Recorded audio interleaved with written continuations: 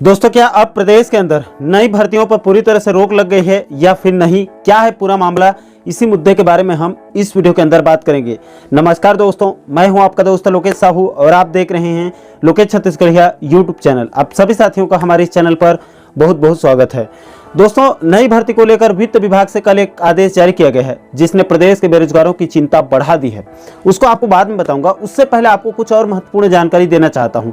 तो देखिए दोस्तों, ऐसा है कि अभी भूपेश सरकार बस्तर और सरगुजा संभाग में सहायक शिक्षक और व्याख्याता के कुल 12,489 पदों पर शिक्षक भर्ती कर रही है, जिसका भर्ती प्रक्रिया जो है वो अभी जारी है। अब दोस्तों, प्रदेश के बहुत सारे डीएड बीएड बेरोजगारों के द्वारा इस 12,489 शिक्षक भर्ती को छोड़कर और 14,000 पदों पर या उससे ज्यादा पदों पर और एक और शिक्षक भर्ती सभी संभागों में राज्य स्तरीय भर्ती की मांग की जा रही है। इसको लेकर कुछ दिनों से कई अलग अलग वीडियो के नीचे के कमेंट के माध्यम से और व्हाट्सएप मैसेज के माध्यम से भी इस मुद्दे पर वीडियो बनाने के लिए आग्रह किया जा रहा था। इसलिए दोस्तों, कल इस टॉपिक पर वीडियो बनाने की योजना बन भी गई थी। इसीलिए कल सुबह DPI director Sunil Jain sir से मैंने संपर्क किया और शिक्षक भर्ती के साथ साथ शिक्षकों के ट्रांसफर के बारे में भी पूछा था। ट्रांसफर मामले को कल शाम के इस वीडियो में विस्तार पूर्वक बता चुका हूं। DPI director Sunil Jain sir से मैंने सीधा पूछा था कि सर जी, अभी जो 12,489 पदों पर शिक्षक भर्ती चल रही है, क्या उसके अलावा अभी चुनाव से पहले क्या और 14,000 पदों पर शिक्षक भर्ती का विज्ञापन जारी हो सकता है? तो जैन सर का साफ साफ कहना है कि अभी 12,489 पदों को छोड़कर और कोई भी शिक्षक भर्ती की कोई प्रस्ताव अभी नहीं है।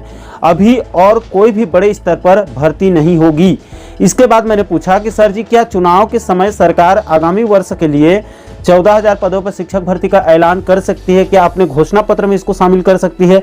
तो इस विषय पर सुनील जैन सर जी ने कहा कि देखिए, ये विभागीय या फिर प्रशासनिक मुद्दा नहीं है, ये राजनीतिक मुद्दा है। सरकार चाहे तो चुनाव जीतने के लिए युवाओं को खुश करने के लिए जन घोषणा पत्र में शामिल करके ऐलान कर सकती है। ये पार्टी का निर्णय होगा, इस पर मैं कुछ ज्यादा नहीं कह सकता हूं। यानी कि दोस्तों, DPI director Sunil Jain sir के मुताबिक चुनाव के पहले और बड़े स्तर पर शिक्षक भर्ती का कोई भी विज्ञापन अभी जारी नहीं हो सकता है।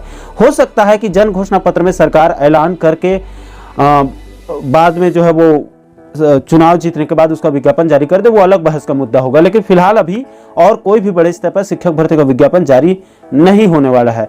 और दोस्तों, कल इस मुद्दे पर वीडियो बनाने की पूरी योजना थी, लेकिन समय के अभाव के चलते कल इस मुद्दे पर वीडियो नहीं बना पाए थे।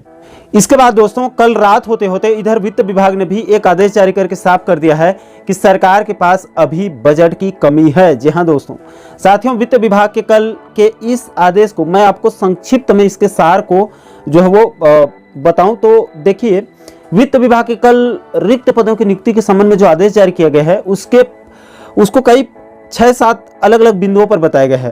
पहले और दूसरे बिंदु पर कहा गया है कि सीजीपीएससी यानी कि लोक सेवा आयोग और अनुकंपा नियुक्ति को छोड़कर बाकी रिक्त पदों की भर्ती के लिए अब वित्त विभाग की जो है वो सहमति की जरूरत पड़ेगी, अनुमति की जरूरत पड़ेगी। तीसरे बिंदु पर कहा गया है कि उक्त आदेश तुरंत तत्काल प्रभाव से लागू होगा। चौथे बिंदु पर कहा गया है कि 31 मार्च 2022 के बाद और इस आदेश को जारी होने की तिथि के यानी कि 10 जुलाई 2023 तक इस बीच जितने भी विभागों में भर्ती विज्ञापन जारी करके भर्ती की प्रक्रिया चल रही है, उनको कोई दिक्कत नहीं है, उनको वित्त विभाग के अलग से और कोई अनुमति लेने की आवश्यकता फिलहाल नहीं है। पांचवें बिंदु पर कहा गया है कि ऐसी केंद्रीय योजनाओं जिसमें पद संरचना स्वीकृत है तथा जिन्हें केंद्रीय बजट 2023-24 में समाप्त कर दिया गया है, उन योजनाओं में रिक्त पदों पर यदि वित्त विभाग के द्वारा भर्ती की अनुमति पहले दी गई है लेकिन अभी तक भर्ती नहीं की गई है, तो ऐसे रिक्त पदों को भरने के लिए फिर से वित्त विभाग की अनुमति की जरूरत है।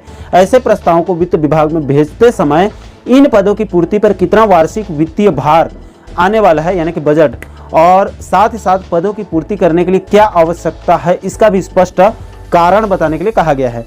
छठवें बिंदु पर कहा गया कि विभागों में जितने पद सीधी भर्ती के लिए स्वीकृत हैं उसकी पूर्ति करते समय पहले यह सुनिश्चित करें कि ऐसे पद जिनमें विभागीय प्रशिक्षण यानी कि ट्रेनिंग की आवश्यकता अनिवार्य रूप से जरूरी है और वो प्रशिक्षण क्षमता के अनुरूप वो होना चाहिए, इसका विशेष रूप से ध्यान रखने के लिए कहा गया है। सातवें बिंदु पर कहा गया है कि ये जो निर्देश है ये राज्य के शासकीय कार्यालयों के साथ साथ सभी निगम, मंडल, आयोग, प्राधिकरण, विश्वविद्यालय, अनुदान प्राप्त स्वशासी संस्थाओं आदि के लिए भी लागू होंगे।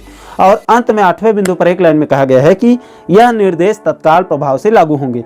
इसका मतलब साफ है दोस्तों कि जो भर्ती अभी अलग अलग विभागों में चल रही है उस पर अभी किसी प्रकार का कोई रोक नहीं लगा है, लेकिन आने वाले भर्तियों के लिए इस आदेश के बाद मुश्किलें बढ़ चुकी है। दोस्तों ऐसा भी बिल्कुल नहीं है कि इस आदेश के बाद और कोई भर्ती बिल्कुल नहीं होगी, भर्ती हो सकती है, लेकिन अब बड़े स्तर पर हजारों पदों पर भर्ती होना मुश्किल है। इक्का दुक्का पदों पर ही आवश्यकता अनुसार भर्ती होने की संभावना है। और दोस्तों रही सवाल आगामी 14,000 पदों पर शिक्षक भर्ती की, तो उसकी संभावना अभी फिलहाल बहुत कम है, लेकिन पार्टी चाहे, कांग्रेस पार्टी चाहे तो चुनावी घोषणा पत्र में जो है वो इसको शामिल कर सकती है। तो आशा करता हूं दोस्तों कि आप इस वीडियो के माध्यम से रिक्त पदों की भर्ती के संबंध में वित्त विभाग से जारी इस आदेश को आप बिल्कुल सरल शब्दों में अच्छे से समझ गए होंगे। दोस्तों इस आदेश का जो पूरा PDF है उसको हमारे टेलीग्राम चैनल पर अपलोड कर देंगे, आप चाहें तो आप वहां से डाउनलोड करके बारीकी से आप अध्ययन कर सकते हैं। दोस्तों इस आदेश पर आपकी क्या राय है, या फिर आपका और कोई सवाल है तो आप नीचे कमेंट सेक्शन में अपनी प्रतिक्रिया, अपना फीडबैक आप जरूर दीजिएगा। और साथियों आप आगे भी शिक्षक भर्ती के साथ साथ बेरोजगारों से जुड़ी और भी अन्य महत्वपूर्ण मुद्दों पर वीडियो देखना चाहते हैं तो हमारे चैनल को आप सब्सक्राइब जरूर कर लीजिएगा, ताकि आने वाले सभी नए वीडियो का नोटिफिकेशन आप लोगों तक तुरंत पहुंच सके। दोस्तों अभी के लिए फिलहाल इस वीडियो में इतना ही, मुझे दीजिए इजाजत। मैं मिलता हूं आपसे एक और महत्वपूर्ण मुद्दे के साथ, महत्वपूर्ण टॉपिक के साथ। तब तक के लिए जय हिंद, जय छत्तीसगढ़।